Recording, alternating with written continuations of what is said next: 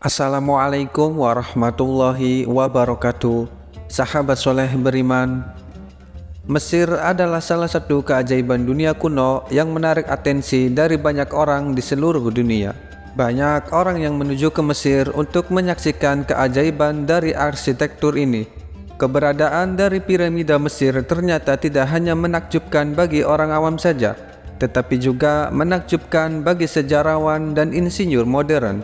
Di video kali ini kita akan membahas tentang bagaimana pembangunan piramida Mesir dalam sudut pandang sains dan Islam. Namun sebelum melanjutkan kisahnya, ada baiknya untuk menekan tombol subscribe, like, share, komen, serta menyalakan loncengnya untuk tidak ketinggalan kisah Islami selanjutnya. Sahabat soleh juga bisa request di kolom komentar untuk kisah-kisah lainnya. Pada tahun 2008, para ilmuwan telah menemukan banyak piramida di Mesir.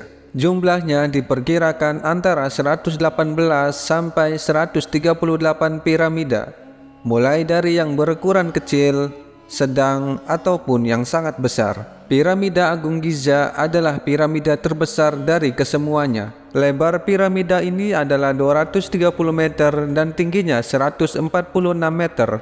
Dan diperkirakan dibangun pada tahun 2580 sebelum Masehi. Fungsi dari piramida sendiri adalah sebagai monumen dan makam para raja-raja Mesir. Konon katanya, ketika raja-raja Mesir meninggal dunia, jasadnya akan diawetkan dan disimpan di dalam piramida beserta dengan harta-harta yang ditinggalkannya. Piramida ini dibangun dengan struktur balok bebatuan yang ditumpuk-tumpuk hingga menyerupai bentuk 5 segi 4. Satu balok batu ini beratnya bisa mencapai sekitar 3-50 ton, dan di piramida ini dibangun dari susunan 2,3 juta balok batu. Karena begitu megah dan kompleksnya bangunan ini, sebuah piramida dibangun dalam waktu 2 tahun lamanya. Seorang sejarawan Yunani bernama Herodotus pernah mengunjungi piramida besar pada tahun 450 sebelum Masehi. Ketika itu, Herodotus melakukan penelitian di sana. Dia menyimpulkan bahwasanya sebuah piramida dibangun oleh ribuan budak yang dipaksa bekerja atas perintah dari Firaun. Dan sejak saat itulah rumor ini mulai tersebar di mana-mana. Tapi kemudian hari, pendapat Herodotus ini terbantahkan. Ternyata menurut para sejarawan modern, piramida ini dibangun oleh 20.000 sampai 30.000 tukang batu. Tukang batu yang dimaksud adalah orang-orang yang memang ahli dalam bidang perbatuan. Kemudian ada juga insinyur, arsitek, surveyor, dan pengrajin lainnya yang merencanakan untuk membangun piramida ini. Selain itu, ada lebih dari 100.000 pekerja konstruksi yang dilibatkan dalam proses tersebut. Ada seorang tokoh jenius yang mengambil peran besar dalam pembangunan piramida ini. Orang ini adalah orang yang penting dari proses pembuatan piramida. Bahkan karena saking pentingnya, namanya sampai 6 kali disebutkan di dalam Al-Quran. Tokoh penting ini bernama Haman. Allah Subhanahu wa Ta'ala berfirman, "Dan berkata Fir'aun, wahai Haman, buatkanlah bagiku sebuah bangunan yang tinggi, supaya aku sampai ke pintu-pintu, yaitu pintu-pintu langit, supaya aku dapat melihat Tuhan Musa, dan sesungguhnya aku memandangnya sebagai seorang pendusta." Al-Quran Surat Al-Mu'min ayat 36-37. Di Al-Quran dikisahkan bahwasanya Fir'aun memerintahkan Haman untuk membuat piramida, dan Haman sendiri adalah seorang penasihat kerajaan yang memiliki kepintaran yang luar biasa. Namun umat Nasrani menghina dan membantah Al-Quran karena di Bible mereka disebutkan bahwasanya Haman adalah seorang pembantu raja di masa kerajaan Babilonia. Sedangkan di Al-Quran, Haman adalah pembantu Fir'aun yang hidup di zaman Nabi Musa alaihi salam. Dan menurut penelitian ahli sejarah, Profesor Maurice Bucaille mengatakan nama Haman tidak ditemukan dalam sejarah Fir'aun. dan dilupakan karena bahasa hieroglifnya telah dilupakan. Tetapi ketika Profesor Maurice mencari nama Haman di dalam Kamus Besar Bahasa Hieroglif, ia menemukan bahwa nama Haman adalah seorang yang pernah hidup di istana Fir'aun sebagai kepala staf ahli pahat batu dan orang yang bertanggung jawab atas bangunan-bangunan besar milik Fir'aun pada masa itu. Kemudian di dalam tafsir Ibnu Katsir di dalam kitabnya Qasasul Anbiya menjelaskan bahwa Haman adalah salah satu orang yang paling berpengaruh dalam kerajaan Fir'aun. Ia adalah orang yang paling bertanggung jawab atas bangunan-bangunan milik Fir'aun. Fir'aun atau sebutan lain dari Raja Mesir bukanlah nama untuk satu orang raja. Di dalam sains modern dikatakan bahwasannya ada sekitar 10-15 Fir'aun yang pernah berkuasa di Mesir.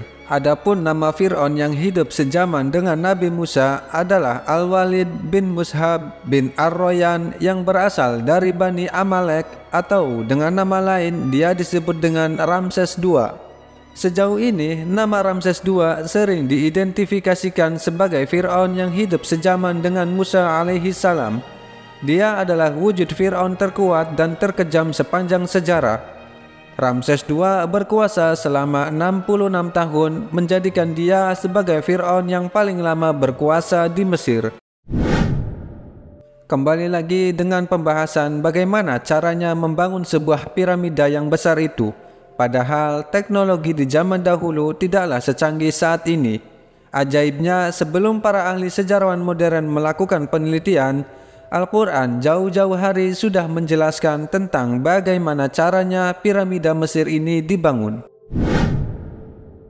Allah Subhanahu wa Ta'ala berfirman, "Hai pembesar kaumku, aku tidak mengetahui Tuhan bagimu selain aku.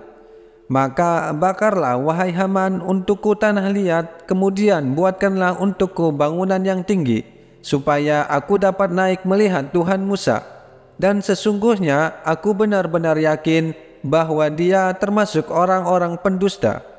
Al-Quran Surat Al-Qasas ayat 38.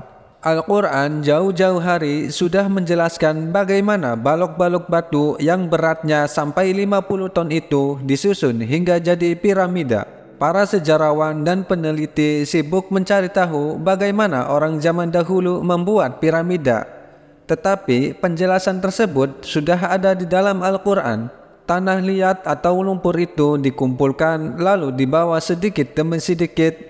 Lalu tanah liat itu dinaikkan ke atas piramida, kemudian dilakukan proses pembakaran di sana.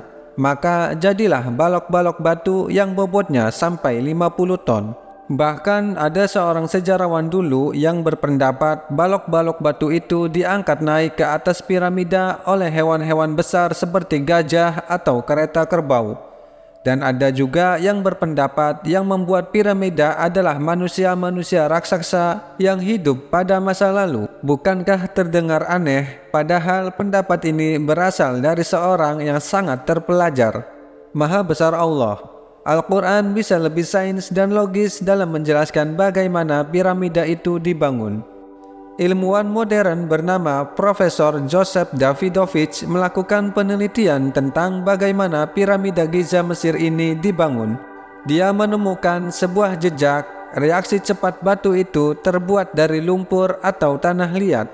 Sebelumnya, pakar geologi dahulu belum bisa menentukan tentang membedakan mana yang batu alam dan mana yang batu buatan. Tetapi dengan peralatan canggih sekarang ini, Profesor Joseph bisa membedakan itu semua.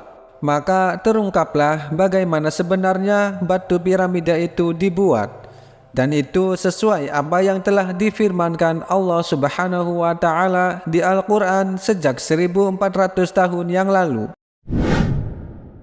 Tujuan dari Ramses II atau Fir'aun di zaman Nabi Musa membuat piramida adalah bukan untuk membuat pemakaman raja-raja, melainkan dia sendiri mau naik ke tempat yang tinggi untuk melihat dan membuktikan apakah di atas langit sana ada Tuhan Nabi Musa atau tidak.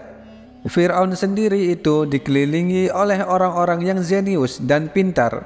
Maka ia menjadi sombong dan mengaku bahwasannya dia adalah Tuhan. Dan untuk membuktikan bahwa tidak ada Tuhan selain Fir'aun, makanya dia mau naik ke atas untuk melihat Tuhannya Musa. Bahkan tak hanya itu, setelah Fir'aun naik ke atas, ia membohongi kaumnya dengan memanah ke atas langit untuk membunuh Tuhannya Musa, yang sebelumnya anak panah tersebut telah dilumuri darah oleh Fir'aun. Bagaimana mungkin Al-Quran yang telah diturunkan sejak 14 abad yang lalu bisa menjelaskan secara eksplisit tentang bagaimana piramida Mesir ini dibangun? Bahkan Nabi SAW pun tak pernah ke Mesir atau menyaksikan piramida secara langsung. Ini membuktikan bahwa Al-Quran adalah wahyu Allah Subhanahu wa Ta'ala yang diturunkan kepada Rasul yang bernama Muhammad SAW. Maha benar Allah dengan segala firman-Nya. Semoga sahabat soleh beriman dapat mengambil hikmah dari kisah tersebut. Wallahu a'lam bishawab.